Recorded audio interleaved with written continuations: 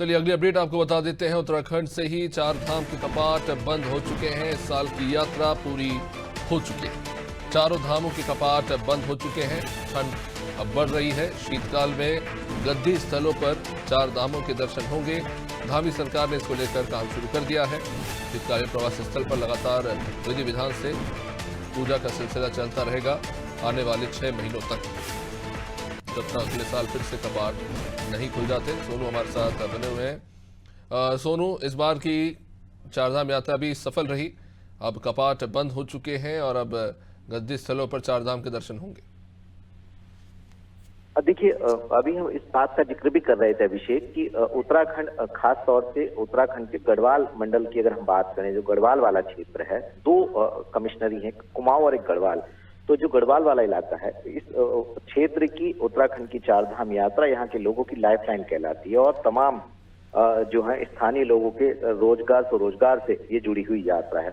बड़ी तादाद में देवभूमि उत्तराखंड के चारों धामों के दर्शन करने के लिए श्रद्धालु बड़े मनोभाव से पहुंचते हैं और विधि विधान से शुभ मुहूर्त में इन चारों धामों के कपाट खोले जाते हैं और विधि विधान से ही इन चारों धामों के कपाट जो है वो बंद किए जाते हैं। एक नियत समय में पंचांग गणना के बाद जो है कपाट बंद किए जाते हैं। अब चारों धामों के कपाट बंद हो चुके हैं और जो सिखों का पवित्र धार्मिक स्थल है हेमकुंड साहिब, जो कि चमोली जनपद में स्थित है, उनके भी कपाट बंद हो चुके हैं। और अब जो है जो शीतकालीन गद्दी स्थल है, जो शीतकालीन प्रवास स्थल है, वहां पर चारों धामों की विधि विधान से पूजा अर्चना होगी नियमित तौर पर और यहीं पर जो श्रद्धालु दर्शन करना चाहते हैं, जो पूजा अर्चना करना चाहते हैं, वो यहाँ पर पहुंच सकते हैं।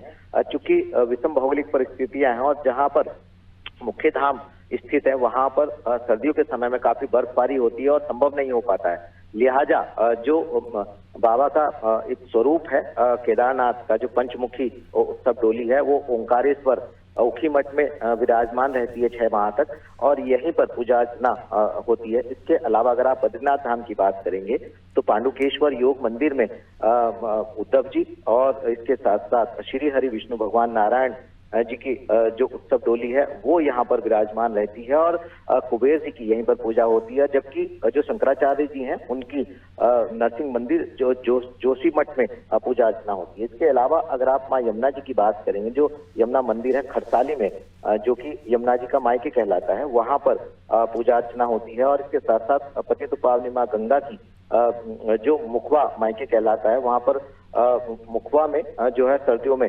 लोग श्रद्धालु जो हैं वहां पूजा अर्चना और दर्शन कर सकेंगे। तो अब सरकार, जो कि चारों धामों के कपाट बंद हो चुके हैं, शीतकालीन यात्रा को बढ़ाने के प्रयास कर रही है और सरकार की ये कोशिश है अभिषेक कि आने वाले समय में जो 6 माह तक श्रद्धालुओं का तांता उत्तराखंड में लगा रहता है, बड़ी संख्या में श्रद्धालु यहाँ पहुंचते हैं, ये क्रम जो है शीतकाल के दौरान भी जो चारों धामों के गद्दी स्थल है यहाँ पर ये चलता रहे, ये सरकार की कोशिश है। यानी शीतकालीन यात्रा को बढ़ाने पर सरकार ने अब फोकस शुरू कर दिया। अब देखना होगा कि कितना सरकार जो है अपने प्रयासों में पूरी तरह से सफल हो पाएगी।